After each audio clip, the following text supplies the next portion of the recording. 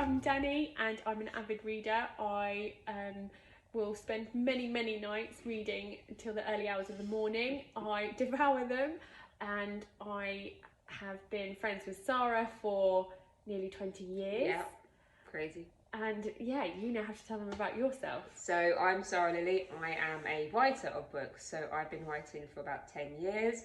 I've published through Kickstarter a few times, and I'm currently on the road to mainstream publishing.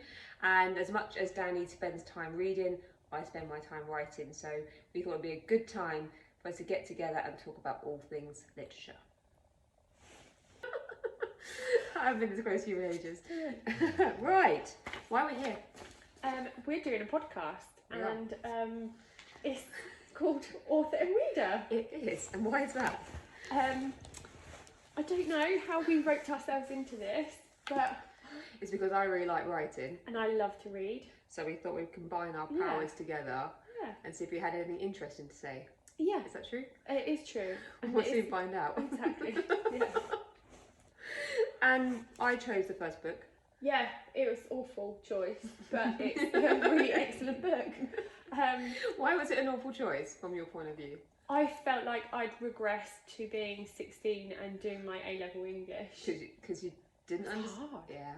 It was hard work. Yeah, I found that. I find that anything that's critically acclaimed has an element of education. You went highbrow, and I pulled you out of the mire, didn't I? yeah, definitely.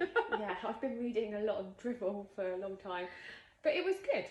So yeah, first book. You need to introduce it and show it to I the, do. show Right. it off. So the first book is The Ministry of Time by Kaliane Bradley, and I think this was her debut novel. Yes. I I haven't seen anything she's done subsequently, because I don't know how you can actually top this. It was debuted in 2024, and I mean, you can see the amount of critical reviews. Pretty much everybody from Barack Obama to the Times to the Guardian have said it's up there as a literary classic. So a good one to. That's how you sold it to me, and then didn't warn me that it was going to be a hard slog. But it was worth the hard slog. I'd definitely say that. It's also been, there's a bit of a rumour that I saw online that it may be turned into a BBC series. Oh really? Yeah. That would be very cool. Yeah, that would be quite cool. And it was longlisted for the Women's Prize. Yeah. Which, as women, we have to support. Yeah. So, definitely. Should we dive into why this makes a good story? Do you want to start from a reader's point of view? Okay. The emotional hits. Yeah, so from my point of view, reading it, I found it tough going initially, but I really loved the relationship between the main female character and Graham. Yes. And the connection that they had, despite all of their differences, that they really did have an emotional connection, and I think that's what carried the story through, no matter how, kind of the adventures and the other elements to it. So I initially wouldn't necessarily class it as sci-fi, but No, I know that it's quite hard to class, isn't it? As a genre book. But I would say that it's a romance and a romance. I think fundamentally at heart it's a romance. It's about their relationship, isn't it? I think if I just saw the headline that it was a sci-fi, I'd be maybe put off by that. Yeah. And I think it's what keeps you reading is their relationship and their will they, won't they. The journey that they're on together. And then when you realise just how different their lives are going to go, it's like, what are they going to hang on to? I think that it's very intriguing because it's set in the future, and the language that the main female character uses and terminologies that they have, like she's a bridge, he classes himself as an expat. Yeah, I love that concept. Yeah, the way they use the year that they were transported from. Yeah, sure, and that's how they're known. Yeah, so he is 1816, I think. Yeah, brilliant. And no, he's not. He's 1847. And there's some characters that are even older than that. Yeah, there's 1665. Which is Margaret Kemble. Yeah. And how much you love her character. I love her. I think Margaret is brilliant. I think she is the comedy element and the light-hearted bit of it. And I love the descriptive nature of her appearance in this as well. And how she changes. Her attitude towards sex is just so liberated compared to some of the other male characters. It might be even more liberated than the modern day characters as well. Absolutely. And like she's got spots and she's a bit of a wild teenager almost. Like a coming of age story just in her character. Her character's fantastic. Yeah, I really enjoyed her too. So what about your perspective then? Well, from a writer's point of view, from a craft point of view, it makes you feel like you need to start all over again as a writer, because fundamentally her skill level is hard to beat. There are passages of this book that make you kind of want to cry as a writer, because you know you'll never be able to replicate some of it. And I like the way that the writer's POV is first person, so it's the female male character, a main character. But yeah, she still feels like she's observing. She's writing from this helicopter point of view, and she even analyses how her emotions in the moment and after the moment in a way that's so lyrical. You totally understand how she's feeling, but it's been pulled out of the action, and because she's an observer, she's that bridge, she's that person watching another out of time. And it helps that she has to file reports on him regularly, so that's part of her job, it's and like her a scientific approach. Which so analytical. As a writer, how she's created that voice, that person. And we never even learn the main character's name. I know we've just tried to do a recap, and neither of us were like, "Oh, what's her name? Can't even find her. Can't find her." And it's like, oh yeah, she's ours. She's almost like this omnipotent narrator that's observing this whole idea that a ministry can bring someone out of time into our time and expatriate them to modern civilization, and then study them like animals almost, and then but actually they're human beings and they don't react the way they should. So from a craft point of view, I think her ability to create that voice and tone is amazing. I had to Google or like Kindle search, like you know how you can in your Kindle, you look at the what the synonym is for some of these words, because I thought I have no idea what that's this a means. relief to me, because I honestly was kind of like, this is a chore. I really have to go back and search that word. What does that mean in that? And even sometimes you can read a sentence and you get the gist of it. But with this, it was it was tricky. It was hard work, but it was. But you kept you engaged to the end. I think the pacing and the plotting was quite good, because every time you felt like you got a handle on where the story was going, it completely changed. Oh, we're going to get invaded. Right. Down, doggy. Rocky. Go back. You didn't read the book, so you're not allowed. All right, so pacing and plot. So I feel that there are moments where you don't know quite where it's going. Like you're with her. You think you've got a hand on where the story's going. You figured it out. You could write this story, and then all of a sudden it completely twists, and you find out that characters that you thought were baddies were not, and the whole concept of time travel is completely flipped on its head. And I think that's what kept me engaged at the moments when the story got heavy, where there was some really sort of, you're dealing with identity, you're dealing with sense of place and loss, and they're big issues, and sometimes I felt like I had to take them really seriously, because they are really serious.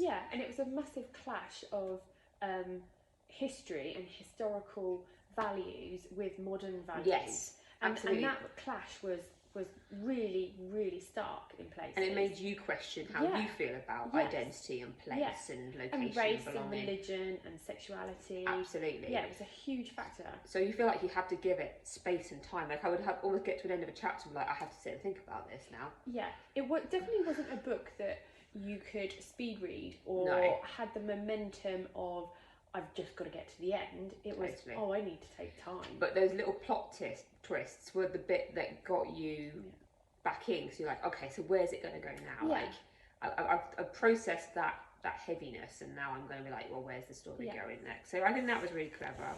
And I think the genius for me was then they kept the wall quite small. Like there's only 10 main characters, and then the characters in the flashbacks. So you do care about Arthur, you care about Margaret, the expats. You want to know what the ministry is at, because there's only a handful of ministry characters who all seem fairly devious and and the locations as well. They talk about sort of a certain number of locations that they visit. It's mainly the house at the bridge, the main female character, and Graham live in. Which creates that tension, because you're in that like microcosm of these little worlds.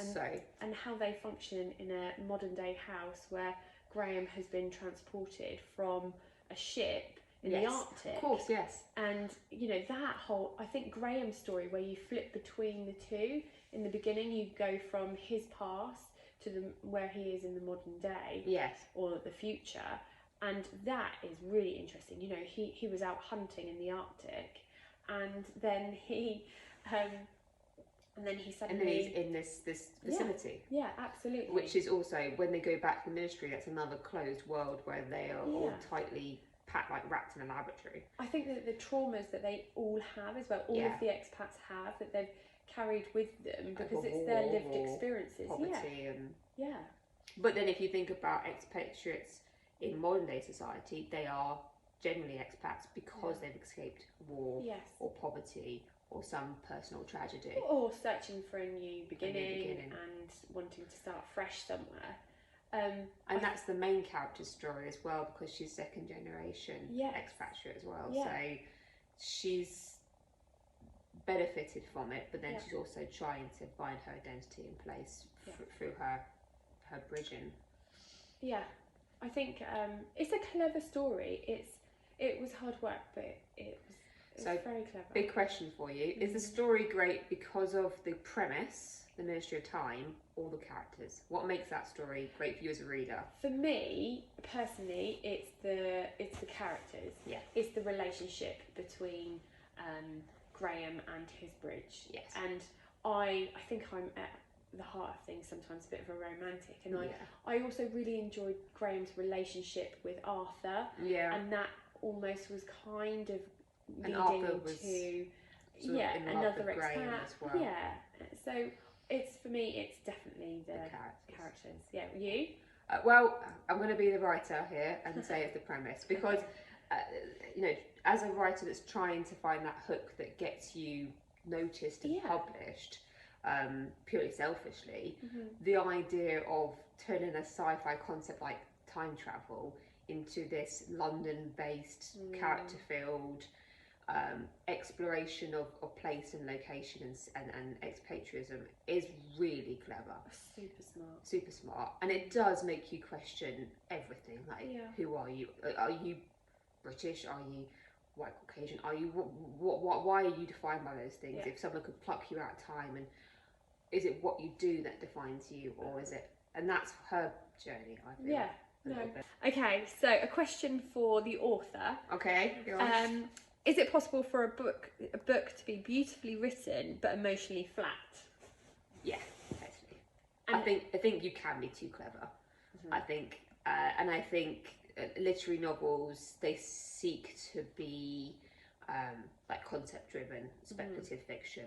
I don't think that's the case with this one, because I think quite emotional. I did want to flick to the end to find out if they get together. I did want to flick to the end to see who survived. When certain characters, I'm not going to spoil it here, don't make it, I felt emotionally invested. But absolutely, there is a very fine line between a self-reflective novel which says more about the author's journey than it is about the story, and one that actually manages to marry the two. And I think she completely pulled it off, which is why it works, but it's a fine line. And I think that it took me personally until maybe well over 50% of the book before I felt that it had achieved that. Yeah, because I felt like she was building, and she was doing that foundation level of the plot, and I wasn't getting that real emotional kind of pull for me until yeah, I'd say well over halfway through. But by that point, you are invested. Yeah, she'd done the groundwork, hadn't she? Yeah, and then you're suddenly left, almost a bit sort of not bereft, but there's a gap when you read a book that's this kind of like, it's not like a cheap book where you can put it to one side and you forget it and you never think about it again. There is that self-reflective kind of moment of read after you've read this book, or even during the book. You have that, like you said before, you have those moments where you're like, oof, I need a break from it because I'm thinking about it. It was a bit heavy. Okay, so Sarah, challenge. Yes, a challenge. Describe then for our huge audience of currently just one dog, because the other two have buggered off. But anyway, challenge to describe the here-ness and the there-ness. Oh, right. So this is a concept that is quite central to the success of this novel, because again it dials into the identity and belonging that both the main characters and the expats feel, but it's also actually a scientific function in the story where the characters lose their here-ness because they're not technically here. They still belong to a different time period, a different world. So they have to try and find their there-ness. They have to anchor themselves in their current reality by becoming more and more part of that society. And Graham, the main character, does this really well because he is a person that's always been exploring. He's always been out of time. He's always been in a foreign world because he's a explorer. Exactly. So he finds his here-ness by just leaning into this new world that he finds himself.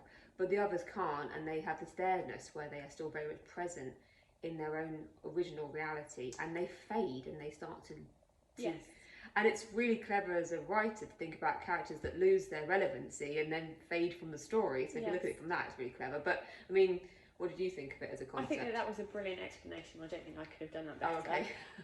And the last point about the way that they fade, and that actually becomes they fade from the machinery, from the MRI scanners, and stop being physically present. Yes, and then it's a warning sign to their bridges that they're not actually settled in this new world.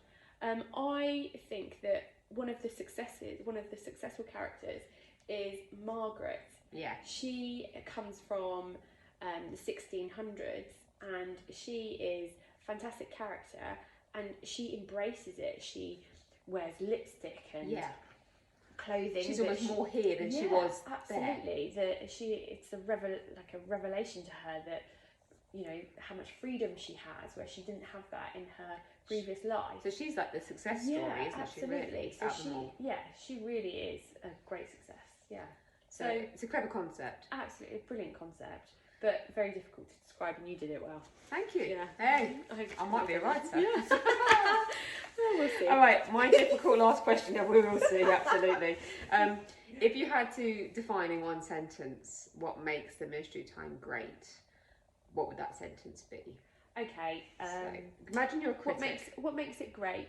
I think that the relationship that the two main characters build together, and they are perfect strangers from different worlds, and the journey that they go on together. It really is a journey. Yeah. And for the reader and the characters. Absolutely. So I think it's the relationship, the emotional element, the romantic side. For me, it's all wrapped up into that. I'm a kind of... You've got to feel it. Yeah. And I want a warm, fuzzy feeling that the relationships and the emotional element is there. And that's why it worked for me. Brilliant. So I suppose if I was to summarise it into one sentence, I think it's proof that you can take a clever concept and make it into a literary masterpiece if you hang into what makes it the heartbeat, which is the relationships. Yeah.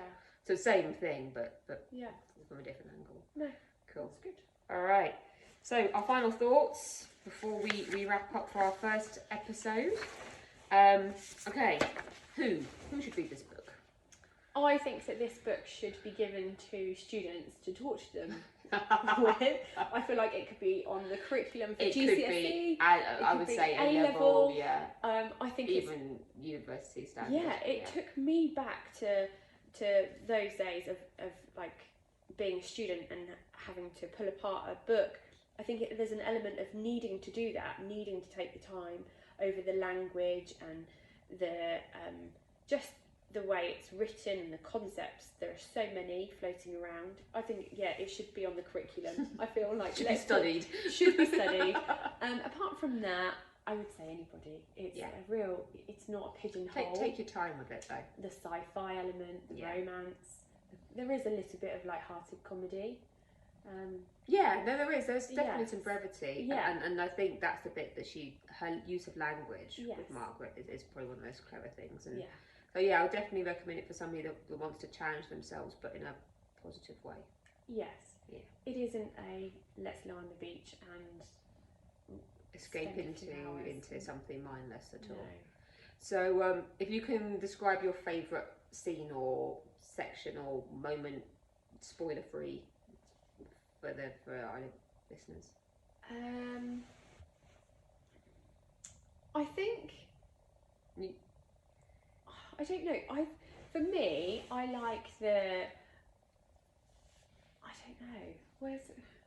I like the imagery that they create with little snippets of their connection. So she has the female character, the main one, the bridge. It's really hard to describe somebody when they don't have a blooming name. Yes. But anyway, the way she has little touches that then Graham picks up on, and he calls her little cat or horrible cat. Yeah. I like the imagery. That creates a sense of who she is for us, doesn't it? The way she dresses, she has a bag that's of a chicken. Yes. A chicken So handbag. it's just such a random, very random thing to have, but it makes it feel more real. He buys her a gift that has a necklace that's a chicken on it, and it's just, I suppose, those touches make it really good. Yeah, they stand out for me. The imagery that the author creates is just fantastic. Yeah, her being on the back of his motorbike. Yeah. Him being on the motorbike, the freedom. What about the sex scenes? The sex scenes, I think, are really interesting. She's playing with his sense of prudishness. Yeah. From his era, and the main character, female character's sense of, freedom and complete. Oh, let's get the job done. Let's have some sexual gratification. Yeah, which is very much a modern approach, and he's much more. I don't want to just call it sex. I want it to be more. I'm from a place where we have more of a value system around it, and that kind of makes me like him more because he actually approaches it with this care and consideration. Yes. That she then realises is actually really attractive and really. Really so what would stand out for you then as a particular moment in the book? I think one of my favourite bits is when they all leave her and they go off to that little cottage and they have that freedom and they have that Christmas moment. It's a party, isn't it? It's a party, That's what I was and he rings her, and it's the first time he shows that softness. Is like, tell me about you. You realise he misses her, and it's only about 3-4 lines, but it conveys so much desire in those lines. I've read them 4 or 5 times. How does she do that? Because there's so much longing, and you then start to realise where this is going, where the depth of their feelings for each other. And I think that's a really clever pivot. Yes. Do we talk about the ending at all? Do we we dare? Do we touch on it? Because leave people wanting to watch it and there's know a huge plot twist. There's massive, huge plot twist. Did you see it coming? Not at all. Did you? Me neither. No. And I think it's really, really carefully disguised. Yes. Yeah, fantastically. It just, I think disguise is that the right gives word. you a clue. Yeah, disguise is the right word. Yeah. Okay, Dan. What is your turn next? What are we going to read? I'm going to bring it down to my level. Go on, do it. We have I think a couple of options. Literally women's prize. Yeah. And we're going to where we're going. So I think we should pick up with maybe a Jilly Cooper. Right, love it. Okay. I think we should jump on the bandwagon of Rivals. That's been on Netflix. Yeah, huge series. Huge, so successful, brilliant. Yeah. Really massive fun to watch. Disney Plus. And I think we should do a comparison. I think we should compare a Jilly Cooper with a modern day romantic book talk. How do book talk? Yeah, no, book yeah, talk? totally. How not down with the kids I am, and You that don't need sentence to be proves down to it. the kids to read a good But I book. think I read, so I've read a romance book talk, and it took me maybe an hour. Right. And Julie You Cooper, devoured it. for just a very quick snippet, has taken me hours because she writes War and Peace. It's like a massive cast. Yeah, huge. So I think. But it is the original bonktastic book, isn't it? We've got the OG with a more modern day interpretation. That's a great idea, and I also think maybe after that we look at books that have gone to TV or film. Perfect. Because that's again with Hamnet, with The Housemaid. You've got a lot of really big books that have gone to TV or film in the last few months. Wuthering Heights. Yeah, I haven't watched it yet. Jury out whether I'm going to. Maybe we go together and we critique it afterwards. You can't compare it to the book, I don't think. No, I don't. But maybe that's a spin-off episode. That is definitely a spin-off. Just for Jacob Elordi. Yeah, I know. Okay. So if people would like to suggest books that we should review, then that would be great fun. You know, really happy to have lots of recommendations. Yeah. We'll sit on our little sofa and pull it apart for fun. So if you can follow, share and come back to us for our next episode, that would be amazing. And we will see you there. Yeah, thanks.